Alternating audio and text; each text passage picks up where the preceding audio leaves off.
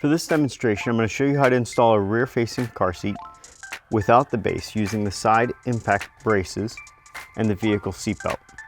First, we're going to pull up on the upholstery to reveal our belt path and our rear-facing lock-offs. Then we're going to open the lock-off closest to the center of the vehicle. If you're installing the car seat in the center of the car, go ahead and open either lock-off. You only need to open one of the lock-offs, not both. Take your vehicle seatbelt and pass it through your rear-facing belt path.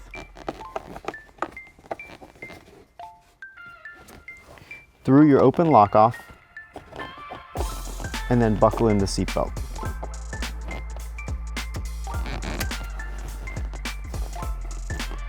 Then pull on the shoulder strap to remove any excess slack from the seatbelt system. Once you've done that, go ahead and close both arms of the lock-off, and then check to make sure you have a nice tight installation by checking only at the rear-facing belt path to make sure car seat does not move more than 1 inch in any direction.